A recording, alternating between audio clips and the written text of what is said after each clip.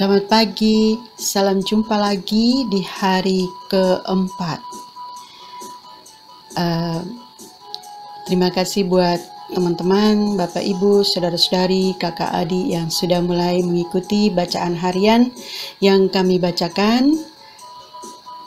Hari ini kita akan mendengarkan bacaan dari Samarinda, dibacakan oleh atas nama Bapa dan Putra dan Roh Kudus. Amin. Datanglah ya Roh Kudus, datanglah dengan kekuatan hati Santa Perawan Maria yang tidak bernoda, mempelaimu yang terkasih. Datang dan penuhilah hidup kami dengan karunia-karuniamu. Amin. Halo, selamat pagi. Saya Stefani. Hari ini Selasa tanggal 24 November 2020. Saya akan membacakan bagi Anda ayat-ayat Alkitab sesuai kalender liturgi.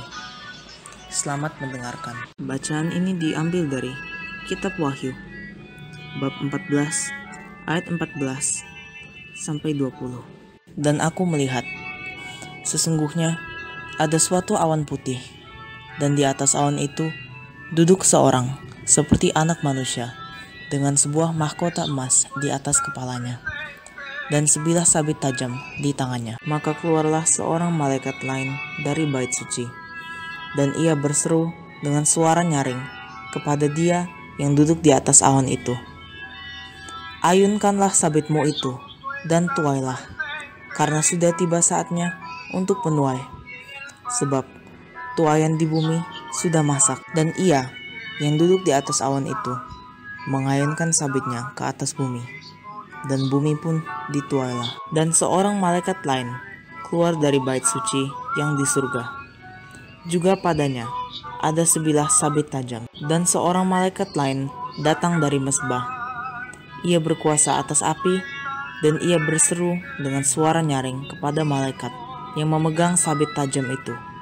Katanya, "Ayunkanlah sabitmu yang tajam itu, dan potonglah buah-buah pohon anggur di bumi, karena buahnya sudah masak." Lalu malaikat itu mengayunkan sabitnya ke atas bumi, dan memotong buah pohon anggur di bumi, dan melemparkannya ke dalam kilangan besar, yaitu murka Allah. Dan buah-buah anggur itu dikilang di luar kota, dan dari kilangan itu mengalir darah, tingginya sampai ke kekang kuda, dan jauhnya 200 mil. Demikianlah sabda Tuhan. Syukur kepada Allah. Mazmur 96 ayat 10 sampai 13.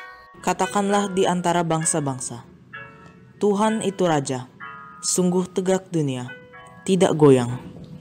Ia akan mengadili bangsa-bangsa dalam kebenaran. Biarlah langit bersukacita dan bumi bersorak-sorak.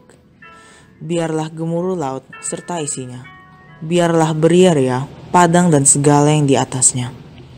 Maka segala pohon di hutan bersorak-sorai di hadapan Tuhan, sebab Ia datang. Sebab Ia datang untuk menghakimi bumi. Ia datang menghakimi dunia dengan keadilan, dan bangsa-bangsa dengan kesetiaannya.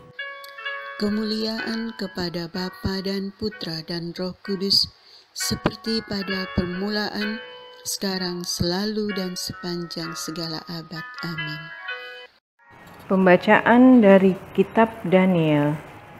Maka berkatalah orang-orang itu, "Kita tidak akan mendapat suatu alasan dakwaan terhadap Daniel ini, kecuali dalam hal ibadahnya kepada Allahnya." Kemudian bergegas-gegaslah para pejabat tinggi dan wakil raja itu menghadap raja serta berkata kepadanya, "Ya Raja Darius, kekalah hidup Tuanku. Semua pejabat tinggi kerajaan ini, semua penguasa dan wakil raja, para menteri dan bupati telah mufakat, supaya dikeluarkan kiranya suatu penetapan raja dan ditetapkan suatu larangan, agar barang siapa yang dalam 30 hari menyampaikan permohonan kepada salah satu dewa atau manusia, kecuali kepada Tuanku ya Raja, maka ia akan dilemparkan ke dalam gua singa. Oleh sebab itu ya Raja, keluarkanlah larangan itu dan buatlah suatu surat perintah yang tidak dapat diubah menurut undang-undang orang Media dan Persia yang tidak dapat dicabut kembali. Sebab itu Raja Darius membuat surat perintah dengan larangan itu. Demi didengar Daniel bahwa surat perintah itu telah dibuat, pergilah ia ke rumahnya. Dalam kamar atasnya ada tingkap-tingkap yang terbuka ke arah Yerusalem. 3 kali sehari ia berlutut, berdoa, serta memuji Allahnya, seperti yang biasa dilakukannya. Lalu orang-orang itu bergegas-gegas masuk dan mendapati Daniel sedang berdoa dan bermohon kepada Allahnya. Kemudian mereka menghadap raja dan menanyakan kepadanya tentang larangan raja. Bukankah Tuanku mengeluarkan suatu larangan supaya setiap orang yang dalam 30 hari menyampaikan permohonan kepada salah satu dewa atau manusia, kecuali kepada Tuanku ya Raja, akan dilemparkan ke dalam gua singa? Jawab raja, perkara ini telah pasti menurut undang-undang orang Media dan Persia yang tidak dapat dicabut kembali.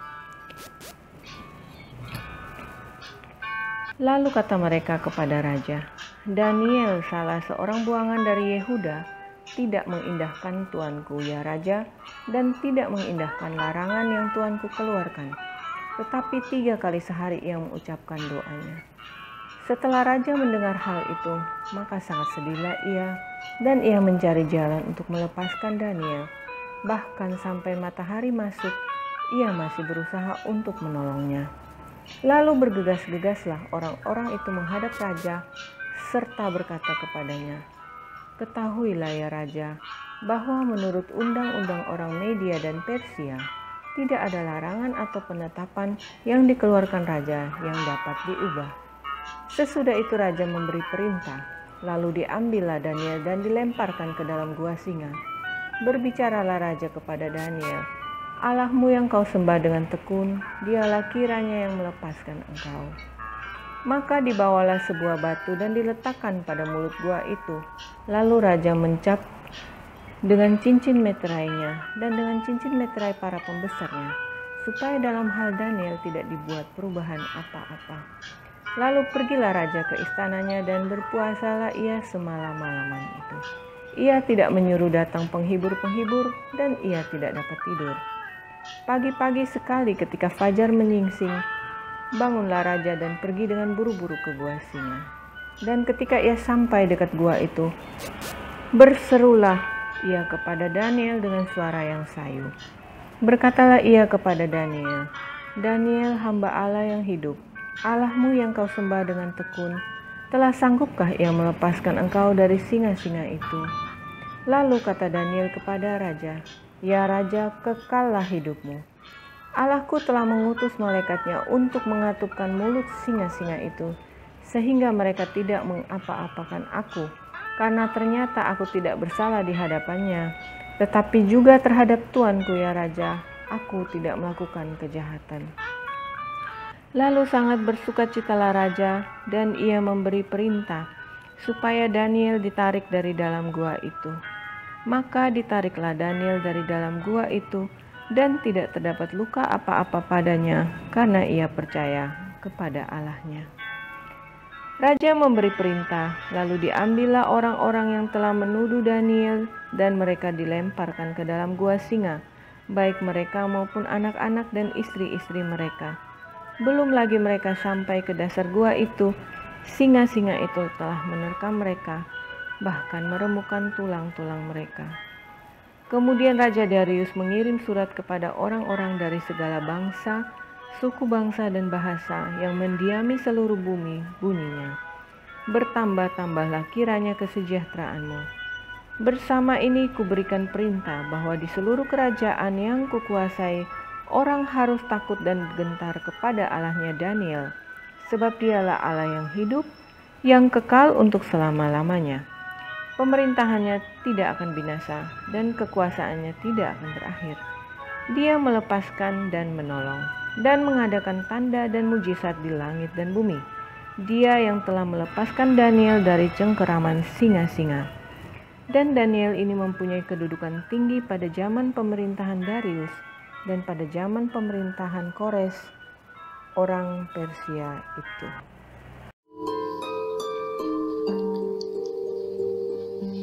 Semoga Tuhan selalu menaungimu, sinar mentari untuk menghangatkanmu, cahaya rembulan untuk mempesonamu, malaikat yang menaungi sehingga tidak ada yang bisa mencelakaimu, tawa untuk membuatmu ceria, teman setia di dekatmu, dan kapanpun kau berdoa, surga mendengarmu. Amin. Atas nama Bapa dan Putra dan Roh Kudus. Amin.